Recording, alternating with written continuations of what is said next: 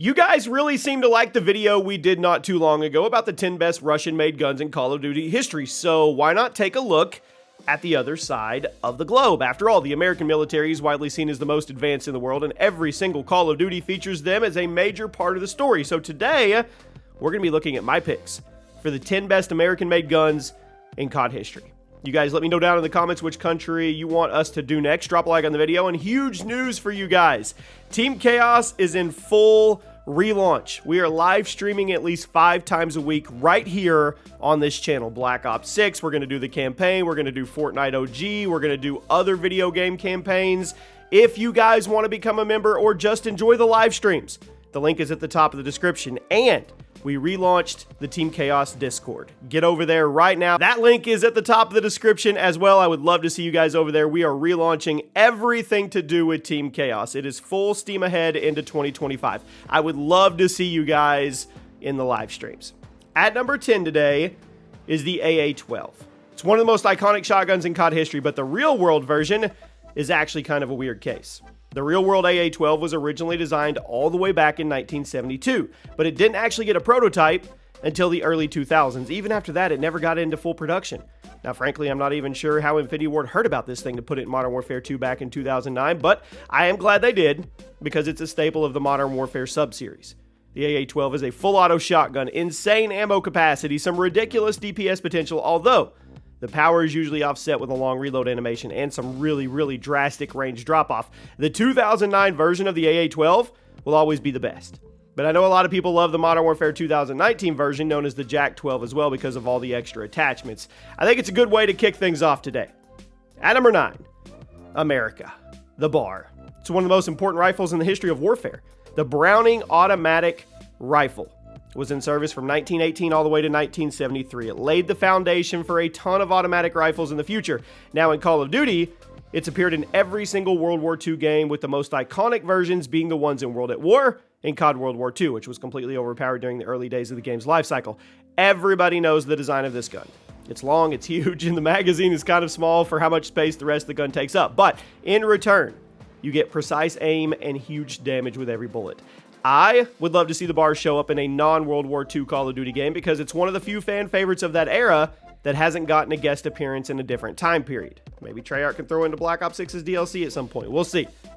At number 8, the M1 Carbine. Now, the M1 Carbine has appeared a few times in Call of Duty. It's always been super underrated. The World at War version of the M1A1 was the final unlock in the game, and hardly anybody used it because they just hit the prestige button and they forgot about it. And then the COD World War II version got a little more love, but it was largely overshadowed by the full-auto rifles. But the M1, in COD at least, is typically a lightweight semi-auto rifle, very low recoil, super high fire rate cap, and the power to kill in 2 to 3 bullets. So if you're someone who likes using fast semi-auto rifles, it was your best friend. But if you didn't like using those, you probably hated it, and you never thought about it again after you used it for one match. Regardless, the real-world M1 Carbine was a very important rifle in the world of American firearms. It helped lay the foundation for the M14 family of rifles in the later 20th century. And since we're on that topic, at number 7, the M14 and the MK14. Now, the M14 battle rifle replaced the M1 Garand as the standard issue rifle for the US military in the late 50s. It saw extensive use around the world, especially in the Vietnam War. Roughly 1.3 million of these rifles were built before it was discontinued in 1980 and replaced by the M16 family of rifles, but for almost a decade, this was one of the main weapons of the US Armed Forces. The M14 and the more modern variant, the MK14, have appeared throughout Call of Duty a bunch. First appearance being in Black Ops 1, showed up in a ton of other games throughout the years. It's garnered quite the following in both multiplayer and zombies for the low recoil, high fire rate cap, and that generous damage per shot, typically dropping enemies with 2 bullets. In fact, the Modern Warfare 3 MK14 is the single strongest assault rifle in COD history in terms of base damage. Deals a ridiculous 75 base damage with a 40% headshot bonus on paper. Now, I'm typically kind of hit or miss with semi-auto rifles, not a huge fan, but the M14 and the MK14 have always been some of my favorites. Speaking of favorites, at number 6, the Thompson. The Thompson submachine gun. One word is iconic. Piece of history has appeared throughout Call of Duty, primarily in the World War II era games, been pretty up and down, mainly because of how wildly the portrayals vary in time to kill and fire rate. Some of the Thompsons from COD history feature extremely fast fire rates, relatively low damage, COD World War II. Others have a more moderate fire rate, higher base damage, World at War. But the design of the Thompson, iconic, especially with that fat drum mag attached to it so you can feel like Scarface when you rip through enemy players with these. More than 1.5 million Thompson family submachine guns were built during the World War II era, so it's not shocking or surprising that it's become such a major piece of history. And if we're talking about one of the best American-made guns to appear in Call of Duty, it absolutely has to be on the list. There's probably going to be some disagreement over which version is actually the best. You can let me know in the comments, but I'm going to say the World at War version. I mean, I guess there's always the ASM-1 Speakeasy variant, which that's basically a futuristic Thompson, but I'm not for sure if that one counts.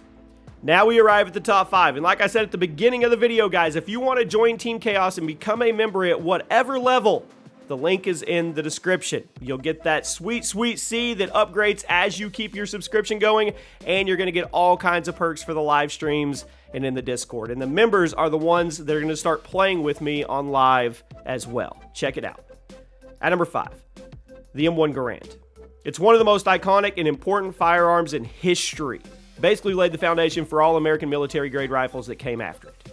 Designed in 1928, was the standard U.S. service rifle from 1946 all the way to 1957 when it was replaced by the M14. Heck, General George Patton even called this the greatest battle implement ever devised. So naturally, it appears a lot in movies and a lot in video games based on World War II.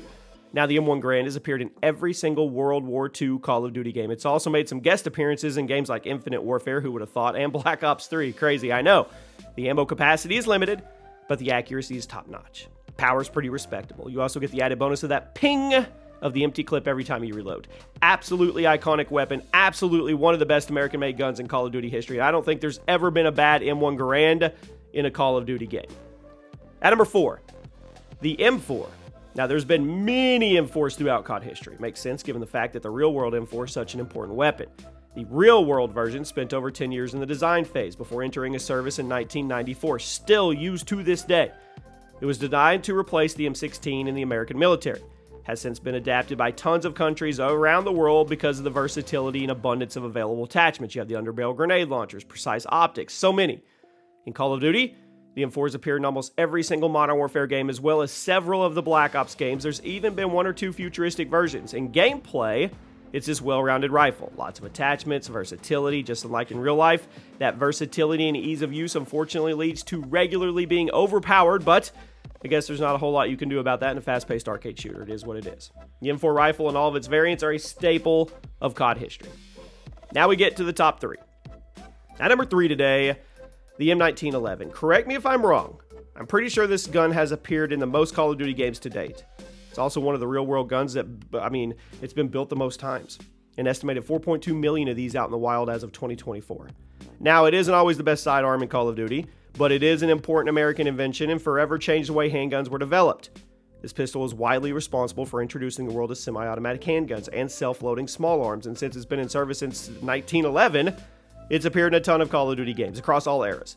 It's been in all the World War II games, been in the Black Ops series, been in the Modern Warfare series, even showed up in several of the futuristic games, which is probably accurate because with how many of these things are in the world today, it's never going to go out of style or stop being used. So no matter how far we go into the future, it could be the year 3075. We'd still have people using the 1911 or a variant.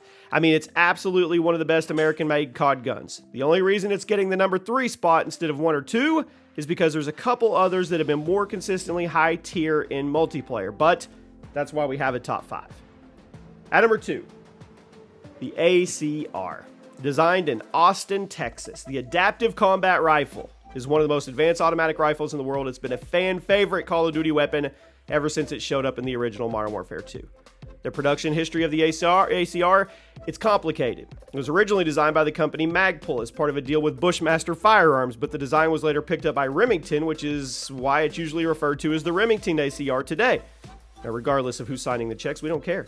It's an extremely powerful weapon both in real life and in Call of Duty. Features moderate rate of fire, precise accuracy, a ton of power behind each shot. It dominated the original Modern Warfare 2 and Modern Warfare 3. It's been showing up in the rebooted Modern Warfare series as well under the new universe name. So with how popular the ACR is in real-world combat, this gun is almost certainly going to keep showing up in modern set Call of Duty games. But with all that being said, there's one other American-made gun that deserves the top spot. At number 1 today, the M16. First entered service in the year 1964. Remains one of the American service rifles to this day after tons of redesigns and improvements. It was designed by none other than Eugene Stoner. You heard me right. Was created to be a replacement for the M14. The M16's design was so popular, so reliable, it continued to be built upon for decades to come. There's currently being over a dozen different versions and variants, all with their own little improvements over the last one. In COD, it's been portrayed as a 3-round burst, really good accuracy, intimidating power, even at long ranges. The real-world M16 continues to be one of the most iconic weapons in warfare, and with how popular this rifle is in the COD community as well, I had to give it the #1 spot.